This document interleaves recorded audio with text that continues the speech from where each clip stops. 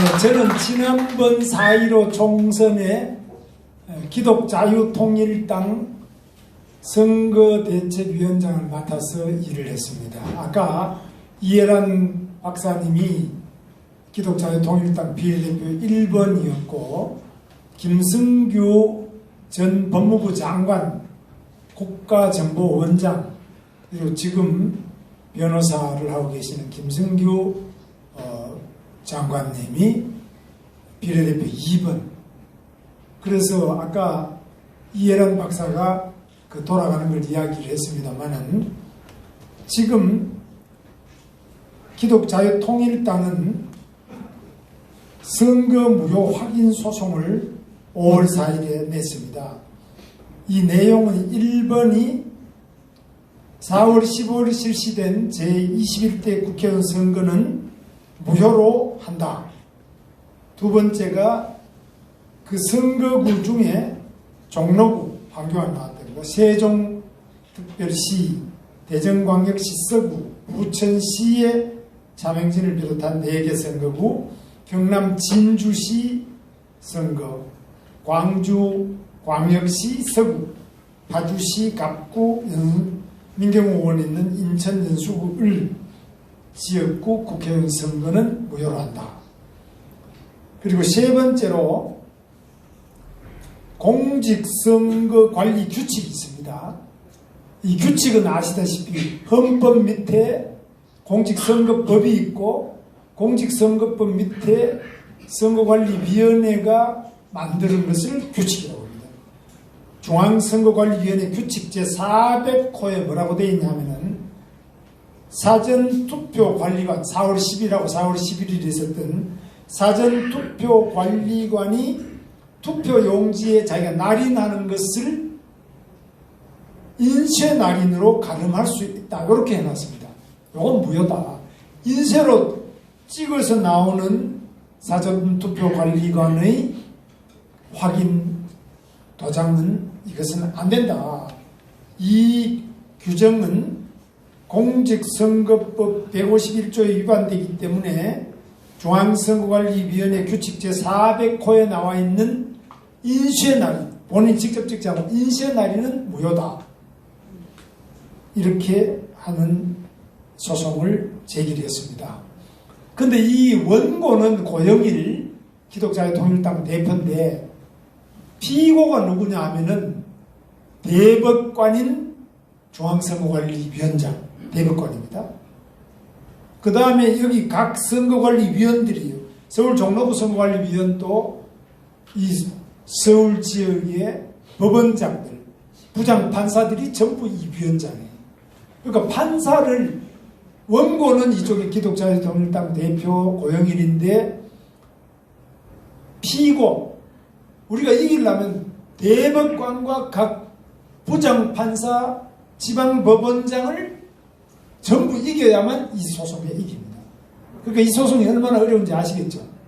우리가 싸우는 상대가 검사도 아니고 공무원도 선관위원장 공무원도 아니고 선거관리위원장 중앙선거관리위원장이 대법관 현직 대법관이다. 그리고 서울지방법원장 이 법원장들을 전부 다 싸워서 다 꺾어야 이 선거에 이깁니다. 이게 굉장히 어려운 선거예요. 자, 그러면 대법원과 법원의 판사들은 대법원장 김명수를 비롯해서 전부 우리법연구회 국제인권법연구회 이들이 다 장악을 하고 있어요. 그래서 지금 굉장히 우리가 어려운 소송이다. 그걸 이해를 해주셔야 됩니다. 그러나 기독자유통일당은 지난번에 한석의 국회의원도 못 냈습니다. 1번 이해란인데 1번도 안 됐어요. 저 앉아있잖아요. 됐으면 오지도 않았습니다. 그래서 아무도 안 됐음에도 불구하고 이 엄청난 소송을 냈어요.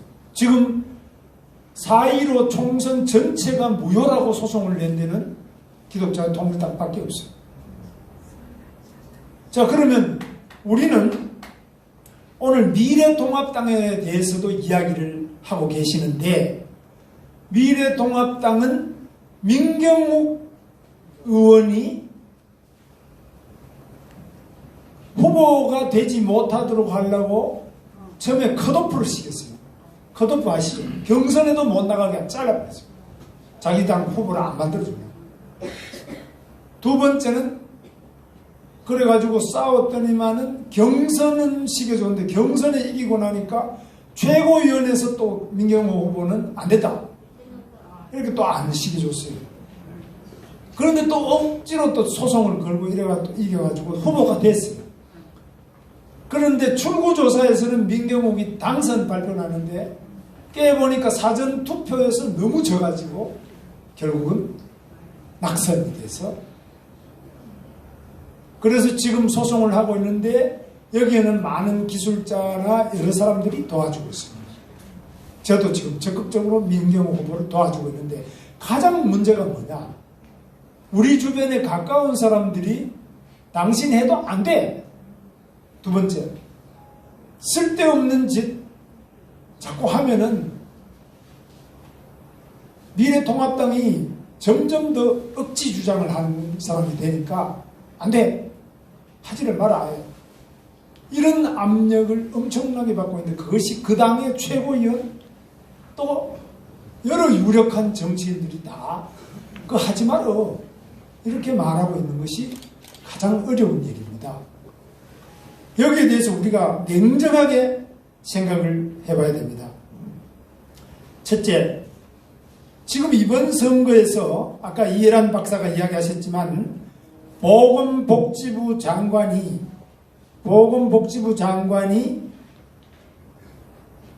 9,212억의 아동 돌봄 쿠폰을 선거 하루 전, 이틀 전, 3일 전, 그 일주일 내로 쫙 전국에 230만 명의 어린이에게 돈을 지급하고 그 부모들이 총 177만이다.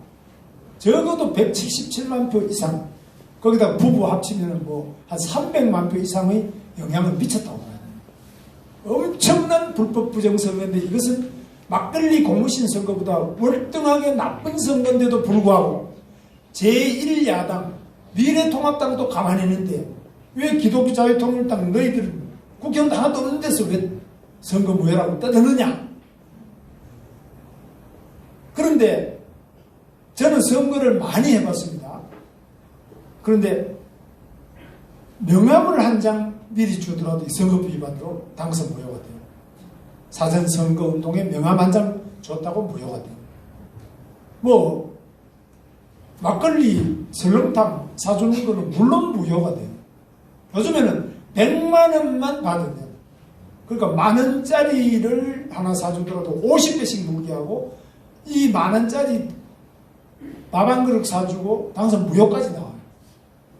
그런데 이 어마어마한 불법 부정선거가 있었는데 선거법 112조 금권선거 9,212억이라는 역사상 유례없는 엄청난 돈을 장관이 직접 유권자에게 쏴줬는데 어떻게 이거 말도 안 하느냐.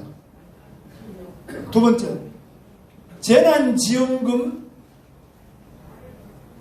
바로 한 가구당 1인 40만원, 4인 이상 100만원. 이거 전국에 다 뿌렸지 않습니까?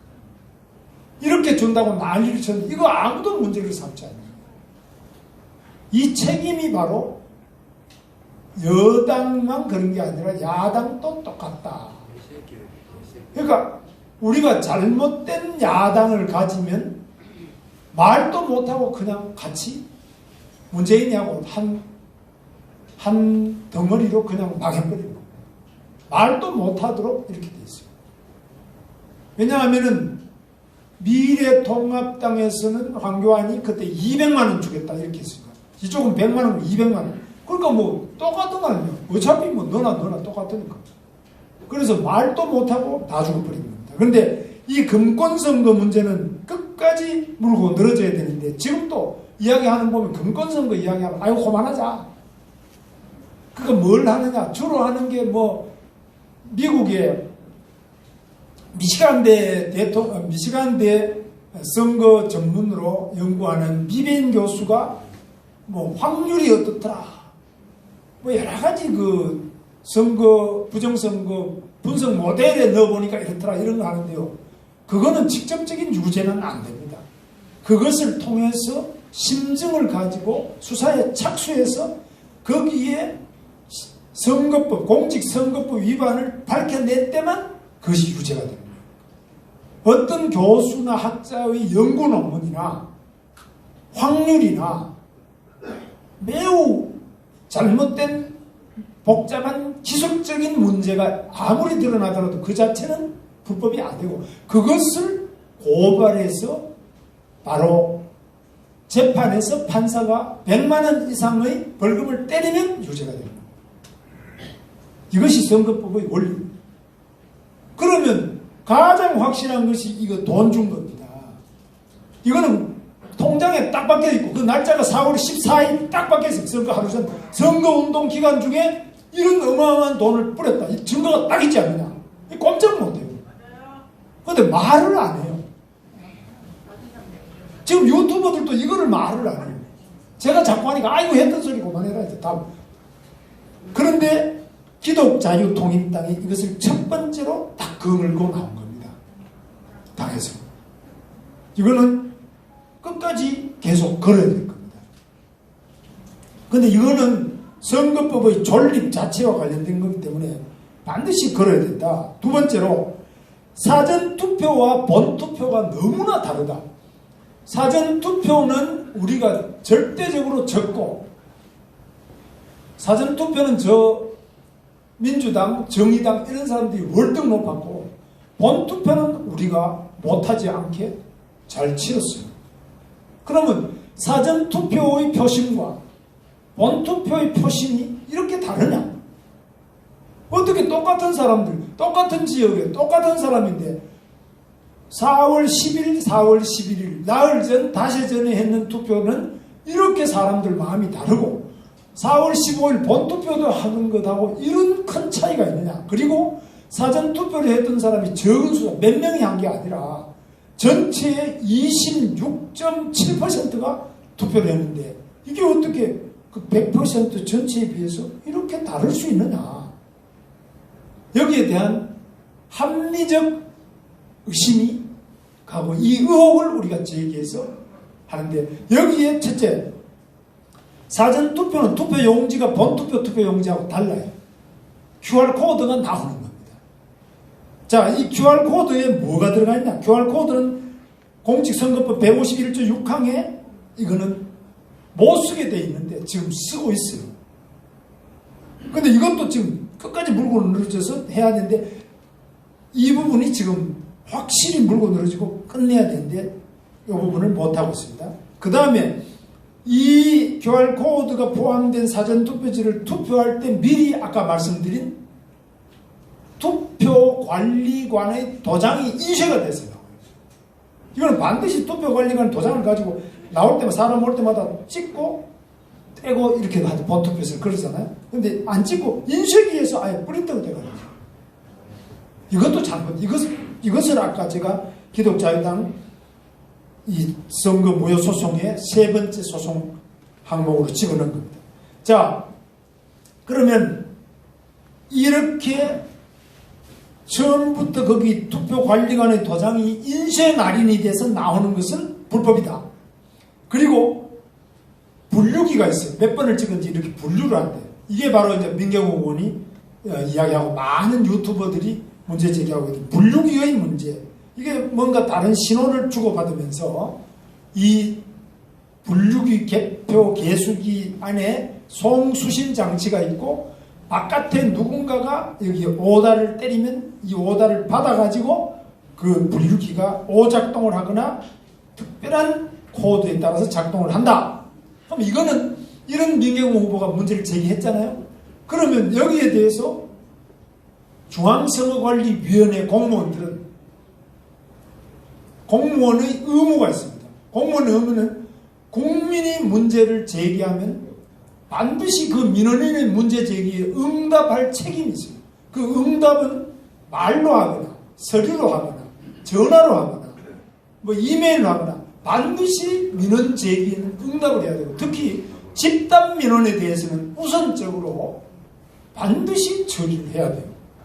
근데 여러분 아시다시피 얼마나 많은 집단 민원이 이 문제에 대해서 계속 문제 제기를 하잖아요. 이 투표 QR코드 문제, 투표 부르기 문제, 개수기 문제, 왜 이렇게 사전에 이렇게 되느냐, 근본성, 이 문제가 많은데 오히려 여기에 대해서 공식으로 답변하지 아니하고 문제를 제기하는 사람을 불법 분자인 것처럼 어제 민경우 의원한테 바로 핸드폰을 압수하자. 그 다음에 민경우 의원이 범인이 아니고 소위 피의자가 아닌 참고인인데, 서양기 목사님도 참고인이에요. 피의자가 아니에요. 의심을 받고 있는 게 아니라 그 의심받는 범인을 찾기 위해서 참고자로서 참고인으로 불러가지고 서양기 목사님은 그 가택 집을 수색했는데 12시간 동안 15명의 수사관이 와서 좁은 아파트, 구리시 아파트 하나를 여성 목사가 있는데 거기 와서 참고인에게 12시간을 수사를 하고 압박을 해서 서양기 목사가 탈진을 할 정도로 이렇게 만든다. 이거는 명백한 인권 침해예요. 근데 여기에 대해서 아무도 분노를 안 해요.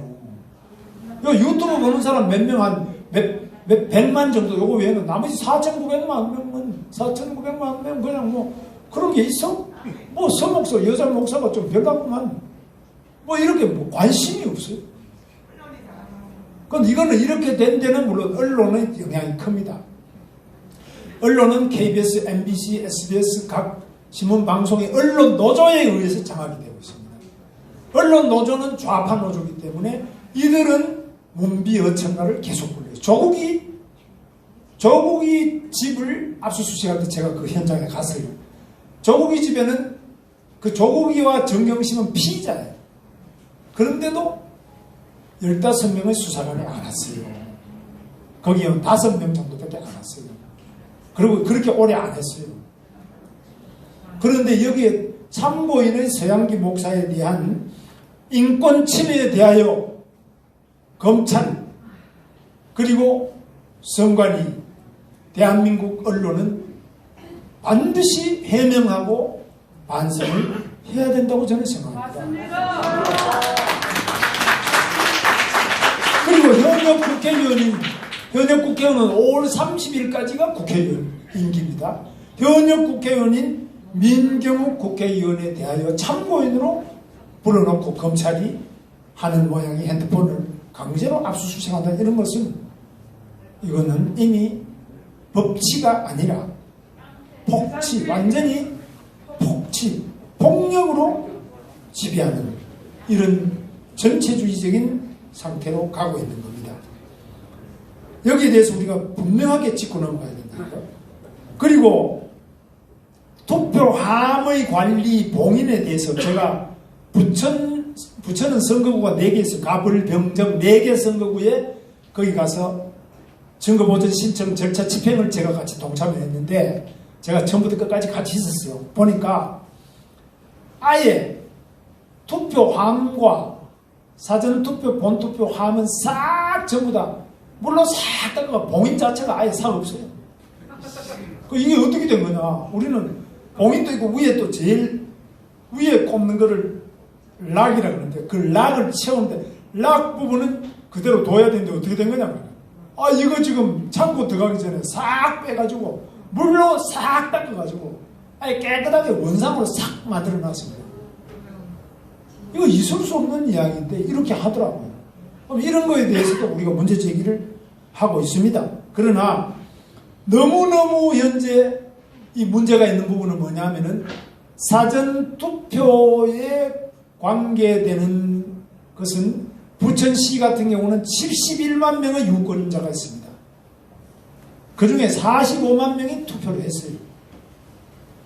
이 모든 71만 명 유권자를 관리하는 게 부천시 선거관리위원회 16명의 공무원이 71만 명의 사전투표 4월 10일, 4월 11일 그리고 본투표 그리고 개표 이 모두를 다 관리하고 있습니다.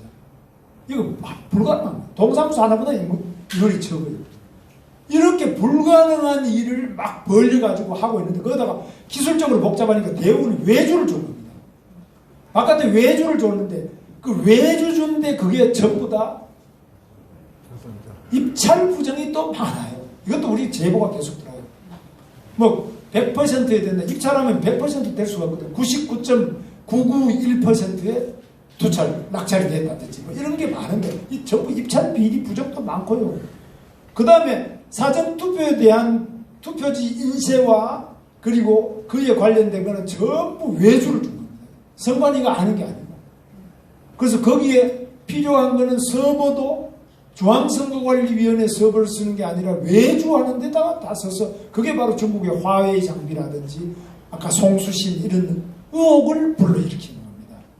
그래서 절대적으로 부족한 선거관리위원회의 직원과 그 기술 능력과 그 장비의 부족함 이런 것 때문에 사전투표 전체 투표수의 40%가 넘는 사전투표를 외주를 주고 이 외주 관리에 투표함의 문제, 투표함을 4월 10일, 4월 11일 마치고 난 다음에 그걸 싣고 와서 선관위 창고에 보관한 때 그 CCTV를 과연 얼마나 제대로 관리 감독했느냐, 누가 그 들락거리는 사람이 없느냐, 이런 운반 과정, 특히 관외 사전투표는 우체국을 통해서 하는데 우체국은 사설 우체국이 또 많습니다. 사설. 개인이 하는 우체국이 많아요. 상속되는 그런 사설 우체국이 지방에 가면 대구의 수성갑에도 사설 우체국이 있어요. 광역시의 한복판에 가장 번화한 데도 사설 우체국이 많아요. 이런 사람들 신뢰도가 아무래도 공무원하고는 다릅니다. 이런 사람들이 그 투표 용지를 등기우편에다 해가지고 오토바이 뒤에 싣고 그냥 왔다 갔다 하는데 그러면 바람 불면 날아가면 어떻게 누가 책임지냐? 책임 없어요. 이런 관리상의 문제가 너무너무 많이 생기는데 그렇다면 사전투표를 하지 말고 지금 선관위 인력과 장비와 역량을 봐서는 본투표하고 사전투표는 폐지해야 맞습니다. 맞습니다. 미국에 가보니까 저는 미국 선거를 여러 번 제가 참관을 했는데요. 미국에 가보면 아직까지 투표하는데 도장으로 안 찍고 이렇게 펀칭 키가 있습니다. 이렇게 잡아 당기면 덜그덩 하면서 구멍을 붕붕 내요. 투표지. 그럼 그 구멍 난 데가 구멍이 좀 덜 뚫혔다. 그럼 이게 맞냐 안 맞냐. 뭐 이런 유효표 논쟁이 많아요. 제대로 뚫렸느냐. 근데 왜 이렇게 미국은 1년에 10만 건 이상의 선거가 있고 200년 이상 선거를 하는 세계에서 선거가 가장 발달된 나라입니다. 근데 왜 이런 원시적인 방법을 쓰느냐 물어보니까 그 지역에서는 할아버지나 할머니들이 도장 찍는 거 이런 거 싫어하고 전통적인 드거든 원래 수십 년 하던 그걸 계속 쓰자고 주장하니까 못 바꾸는.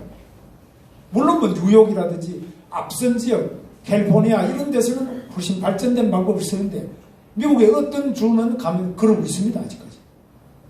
아이오와 같은 데 이런 데는 경선 방식도 전부 다 코커스라고 다른 방식을 쓰고요. 그래서 왜 선거라는 것은 국민이 합의할 수 있는 방법, 합의할 수 있는 그 결과에 동의할 수 있는 선거 방법과 선거 결과, 선거 관리를 해야만 국민이 이 선거에 승복을 하는 겁니다. 이 정부의 선거에 의해서 등장한 그 관리자, 이 결과를 승복을 하는 겁니다.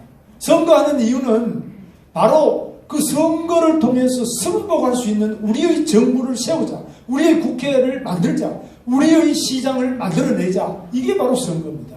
그런데 승복할 수 없는 방법, 승복할 수 없는 기술, 젊은이들은 알지만 나이 든 사람들은 도저히 그거 모르겠다. 그런 기술을 계속 도입하면은 이 선거는 젊은이들만이 인정하는 정부를 만들지 연세 드신 분은 납세도 세금 낼 필요도 없어요.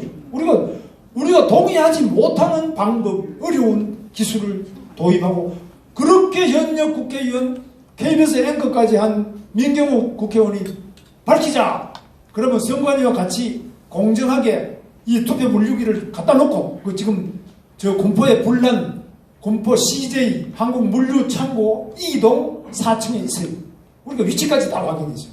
그럼 그걸 빨리 검찰이 압수해가지고 이걸 보고 여기에 송수신 장치가 있는지 분류기가 제대로 작동하는지, 거기에서 분류한 투표용지가 제대로 분류되었는지 다시 확인하자 해야 될 거 아니에요.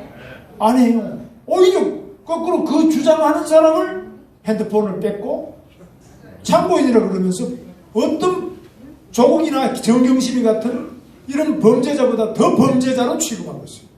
이 권력의 정당성, 검찰 공권력의 정당성을 스스로 상실하는 일을 하고 있습니다. 여기에 대해서 우리는 이렇게 하면 안 된다. 당신들 권력의 정당성을 스스로 깎아먹고 있다. 이런 경고를 하지 않을 수 없습니다. 자, 그 다음에 지금 여러 가지 문제가 있지만은 지금 선거제도가 우리나라가 너무 합의되지 않는 것, 특히 외국에서 관외에 국외에서 투표하는 사람들인데, 미국에 내가 가 있는 영주권자가 투표를 할 때는 비례대표는 투표권이 있는데 지역구 투표권은 없어요. 영주권자. 이것 때문에 숫자가 비례대표 수는 많은데 지역구 수하고 다르다. 이런 문제가 생기는데, 이런 거에 대해 가지고 우리가 굉장히 복잡하게 돼 있기 때문에 이게 이해가 안 가요. 그래서 이런 부분을 전체적으로 정비를 해야 됩니다. 그래서 이번 우리들이 제기하고 있는 이 문제 제기는 아주 합당한 문제 제기예요. 맞습니다. 전 국민이 다 그래 맞아 내가 졌어. 또는 내가 이겼더라도 모두가 승복하는 승리를 가질 때라야만 그 권력은 정당합니다. 근데 진 사람도 승복하지 못하고 이긴 사람은 찝찝해가지고 이기고 난 이해찬이 이낙연이 국회의원들이 앉아있다가 박수도 못 치고, 양정철이는 선거의 1등 공신인데 이기자마자 나는 어디로 가버렸는지 종적을 감춰버렸어요. 이게 뭐냐? 점점 의혹을 높이는데, 선거를 둘러싼 의혹이 클수록 그 권력은 정당성이 없어진다. 저 왕은 왕인데 저 왕이 진짜 그 돌아가신 자기 아버지 아들이 맞는지, 아니면 어떤 바깥에 외간 남자와 뭐 어떤 관계가 있어가 태어난 정통성이 없는, 핏줄의 정통성이 없으면 그 왕조가 흔들리듯이 민주주의가 흔들린다는 것은 선거 투표의 정당성과 이것을 수긍하고 승인할 수 있는 국민들이 절대적으로 많을 때라야만 그 권력은 안정되고 그 나라가 안정되는 겁니다. 지금 대한민국은 굉장한 위기에 와 있는 겁니다. 그래서 이 중앙선거관리위원회는 마땅히 한 사람이라도 제기하는 문제를 친절하고 상세하게 납득할 때까지 계속 설명하고 이해를 구해야 됩니다. 맞습니다. 그래서 제가 중앙선관위에 연락을 했어요. 해서 이렇게 하면 안 된다. 세상에 대한민국 어느 행정이 이렇게 하느냐. 저도 경기도지사로서 약 한 8,000가지 이상의 지사로서의 법에 관련된 행정을 8년간 했어요. 제가. 어떤 경우도 이렇게 하는 거다. 만약 노숙자가 그 앞에 와서 누워있다.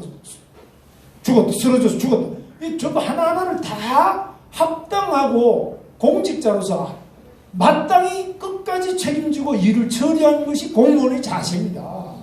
법이 그렇게 되어 있는 겁니다. 해도 되고 안 해도 되는 선택의 사항이 아니라 필수적으로 그렇게 하지 않으면 아니 되는 공직자의 책무고 의무입니다. 이 양선엽 회장님 아시지만 맞죠? 네. 저기는 행정고시를 해가지고 우리나라 정통 산업자원부 공무원을 한 정통 공무원입니다. 그래서 저희처럼 어쩌다가 선거를 해서 공무원 된 이런 게 아니고 평생 공무원을 한 엘리트 정통 공무원한테 내가 질문한 겁니다. 직업 공무원. 자, 그래서 제 말씀은 자 여기에서 이 정도로 하고요. 이 부정선거 문제가 이런데 제가 요즘에 어제도 부산에 갔다 왔습니다. 요즘에 이렇게 지방에 몇 군데 다녀보니까 낙동강 전선은 이상 없습니다. 부산, 대구, 경북은 25석 중에 25석 전석을 다 먹었습니다. 저 좌파들이 하나도 못 먹었습니다. 부산은 40석 중에 PK, 부산 경남, 울산 40석 중에 33석을 먹었습니다. 이 영남권 낙동강 전선은 65석 중에 58석을 미래통합당과 우파가 먹었습니다. 아까 저 이동수 장로님 이야기하셨는데 대구 경북은요 지금 여기 와 있을 때가 아니라 문재인이 끌어내려 가야 돼요. 대구 경북은 여기 올 필요가 없어요. 대구 경북은 바로 거기에 국회의원 된 주호영이 명산을 잡고 당신 국회에서 제대로 해. 당신 국회의원 왜 보낸 줄 알아? 바로 국정조사를 실시해라. 4.15 부정선거에 대한 불법 부정선거 진상규명 국정조사를 안을 발의를 해라. 이렇게 하러 가요. 이동수 장관 맞죠? 저 오지 말고 그리 가요. 그거 내기 전에는 대구 오지마. 우리 지역구 오지마. 그거 내놓고 와. 103석이나 뽑아줬는데 뭐하고 있어? 103명이면 발의하고 남습니다. 30명만 해도 발의돼요. 그래서 강력하게 국회에서 투쟁해. 그래야 되잖아요. 대구, 경북, 부산, 울산, 경남은 바로 낙동강 전선에서 인천 상륙작전을 통해서 서울 수목작전에 즉각 돌입하라.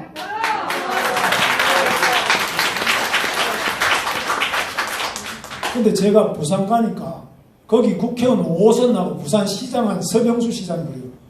내년 내가 부산시장이 보궐선거 있는 거 아시죠? 내년에 부산시장 보궐선거가 4월 7일에 있어요. 지금 11개월도 안 남았어요. 10개월 남았어요. 그럼 누구를 내서 어떻게 할 거냐 이러니까 그 중앙당에서 알아서 할 때까지 좀 기다려야 안 되겠습니까? 서병수 시장이 저보고 저는 잘 아니까 제가 그랬어요. 서 시장 당신이 5선 국회의원 아니에요. 부산시장까지 했잖아요. 당신 동생이 서범수랑 울주에 또 이번에 국회의원 됐어요. 형제만 해도 2편에 국회의원 2명이네. 거기다가 5선 국회의원이 부산시장까지 했으면 그거는 제가 이렇게 할 계획입니다. 또는 어떻게 하면 좋겠 이래야지. 중앙 하는데 중앙에 누구요? 중앙에 당신보다 선수가 많고 당신보다 행정 경험도 있고 당신처럼 동생까지 국회의원 된 그렇게 책임있게 답할 사람이 누가 있어? 없어요. 지금 중앙당이라는 게 김종인이를 비대위원장으로 데리고 올 정도면 저거는 벌써 문 닫아야 돼요. 맞습니다.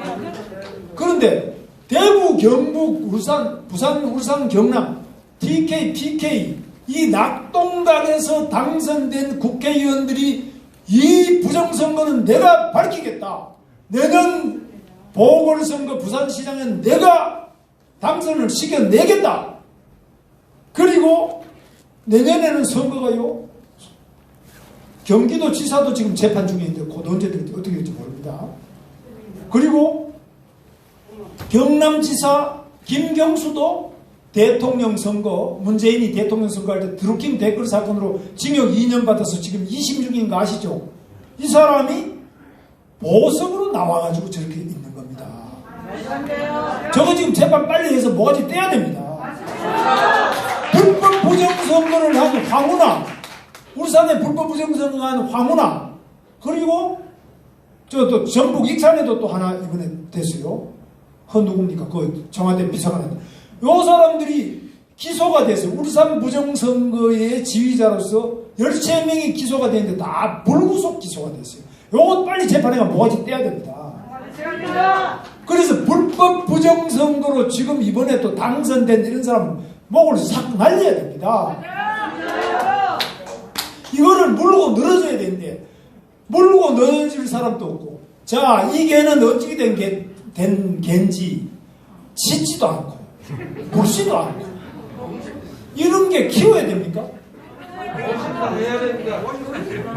도둑이 오면은 짖기라도 좀 세게 짖든지 물기라도 확실히 물어가지고 살점이 떨어질 때까지 주인이 나올 때까지 물고 늘어지면서 나주고 너죽지 하든지, 이게 바로 야당이 해야 될 일 아닙니까?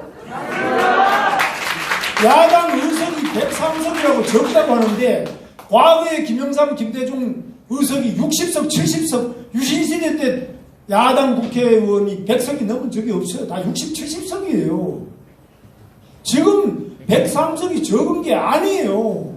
싸우지 않고 짓지도 않고 물지도 않는 이런 개는 이거는 참 걱정입니다.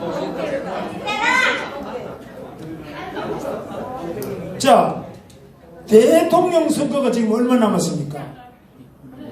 2022년 3월 9일입니다. 지방선거가 박원순이부터 이거 다 갈아치울 나이가 선거가 2022년 6월 1일입니다. 다 2년도 안 남았습니다.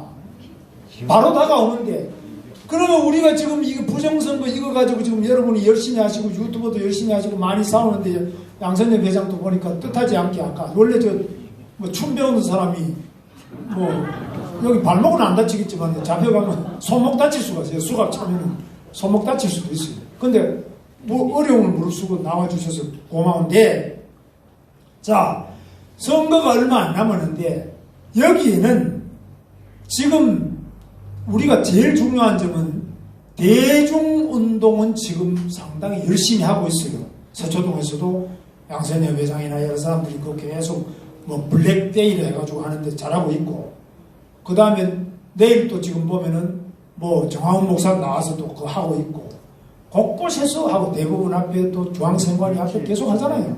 그리고 여기에 유튜버들도 잘하고 있어요. 그 지금 문제는 뭐냐? 정당이 문제예요. 국회에 의석을 가진 정당이 자기 역할을 제대로 안 하는 것이 문제인데 여기에 주력을 해야 돼요. 그래서 그 각 지역구에서 조직을 해가지고 너희 이런 거 국정조사안을 내지 않으면은 너는 중간에 소환을 아직 소환 제도는 없습니다만 다음에 아웃이다. 다음에는 볼 일 없다. 초상집, 상가집, 개업집 뭐 이런 데 돌아다니지 말고 그거 제대로 하고 동네에 와라. 이렇게 분명히 오다를 내리셔야 되고요. 한 지역에 10명만 있으면 국회의원들이 벌벌벌 떱니다. 10명만 똑똑한 사람이 있으면 벌벌벌 떠요. 진짜입니다. 이거. 제가 국회의원 10번이나 해봤잖아요. 떱니다. 2명만 있어도 떱니다. 양선엽 저런 사람 하나만 있어도 벌벌 떱니다. 그래서 여러분 국회의원을 움직여야 돼요. 압박을 하고 방향을 줘야 돼요. 그러면 정치에 대해서 이 권력의 구조와 선거운동의 구조, 불법 이런 거에 대해서 어디로 때려야 급선지 그 길을 알고 맥을 짚어서 탁 때려줘야 돼요. 이것이 정당이라는 겁니다. 정당은 맥을 알고 급소를 알고 때를 알아야 돼요. 지금 때려야 되는지 지금은 소리만 지르다가 뒤통수를 딱 때리고 쓰러뜨리는 거는 언제 때려요? 결정적 시기를 잡아서 때려야 됩니다. 그 다음에 역량을 모아야 됩니다.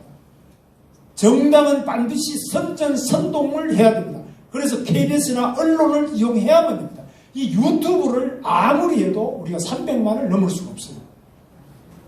그렇죠? 우리 유튜버들 죄송합니다. 300만이지만 이거는 어둠의 빛이에요. 매우 귀중하지만 반딧불이에요. 그러나 달 정도, 해 정도의 것은 KBS, MBC, 각 조선일보 이런 것들을 바꿔야 돼요. 이 언론을 모니터링하고 언론을 때려야 돼요. 첫째는 국회, 두 번째 언론을 때려야 돼요. 그 다음에 검찰총장이나 각 검찰, 판사 이런 거는 나름대로 우리가 변호사 조직을 통해서 움직여야 됩니다. 법조들. 고시를 같이 했기 때문에. 이 변호사 조직도 지금 우리가 조직하고 있는데 비교적 전에보다 많이 좋아지고 있습니다. 나아지고 있어요. 그리고 우리가 대중 조직도 정비를 해야 됩니다. 우리 모임때 보면 다 연세가 높아요.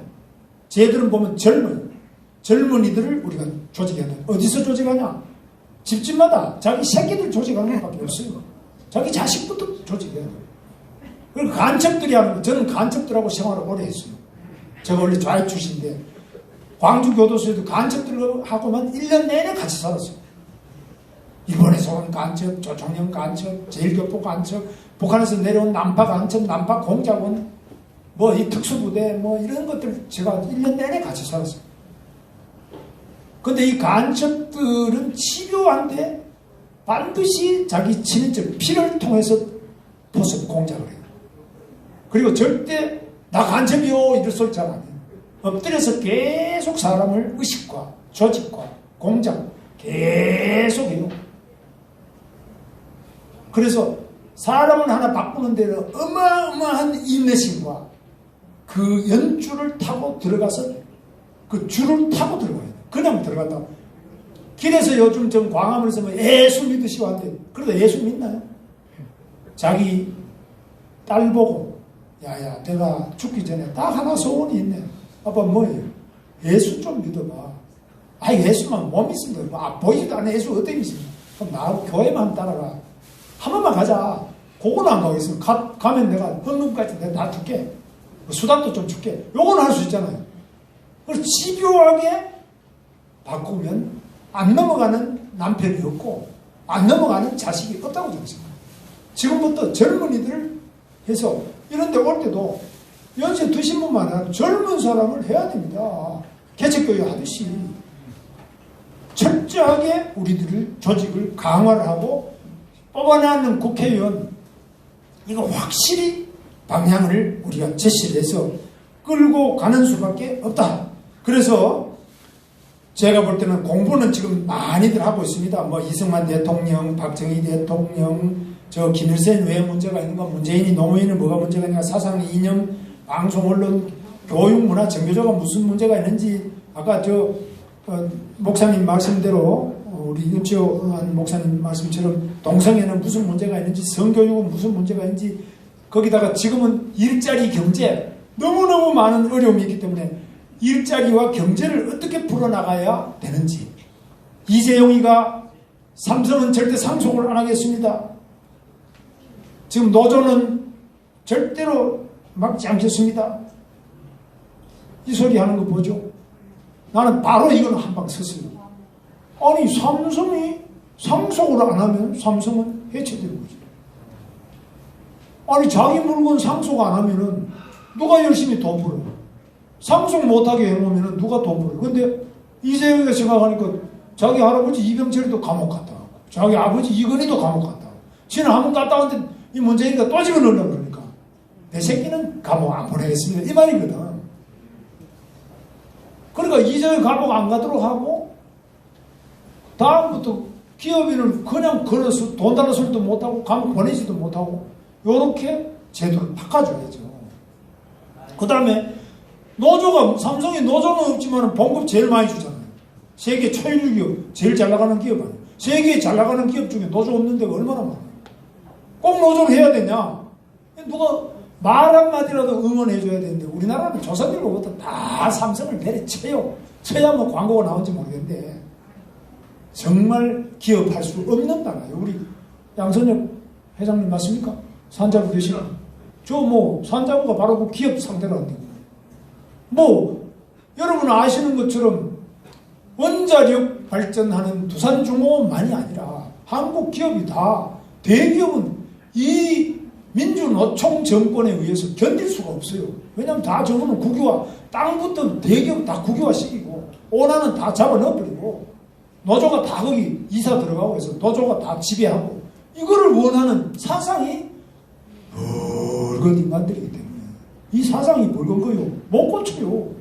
저도 붉은 사상 가지고 24년을 살아봤는데 감옥 들락거리다가 어떻게 잘 해가지고 요즘에는 세탁이 많이 됐어요. 그건 한번 붉은 물이 들면 이거 고치기가 쉽지 않아요. 이런 거를 집중적으로 때려나가는 이것을 총지휘할 수 있는 곳이 정당인데 이 정당이 골빈당이 돼가 그걸 못한다고 말이죠. 그래서 이거를 누가 메꿔 넣느냐? 이 자리에 오신 양선엽이나 이해란이나 이런 똑똑한 사람들이 전번에 해가지고 기독자유당 해가 국회 보내보려고 그러는데 안 찍어주는 걸 어떻게 해요? 저는 세상에 한국교회 목회자들이나 신자들만큼 이렇게 분열되어 있는 경우도 잘 못 봤어요.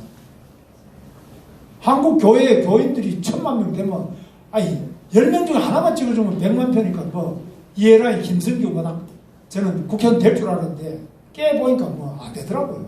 안에 찍어줬는데. 뭐 부정선거인지 이거는 모르겠고, 그 이제 다시 우리가 따지고 있지만은, 그래서 지금은 우리가 뭉쳐야 되는데, 정광훈 목사도 지금 보니까 안에서 한기총 회장 이거는 직무정지 가처분해가 이게 법원이 지금 어디다 잘 됐듯이 얼른 때려버렸어요. 정광훈 이거 알트니 빼듯이 빼버립니다. 그렇다고 그 효과가 있는지 뭐 물어보니까 그 효과 없습니다 이러는데, 어쨌거나 지금 한국 교회가 어떻게 하든지 주사파 악령을 몰아낼 수 있는 것은 오직 대한민국에는 교회밖에 없다. 이거 믿고 정말 하나로 뭉쳐서 악령의 이 악행을, 불법을 우리들이 앞장서서 뽑아내야 되지 않겠느냐 말씀드립니다.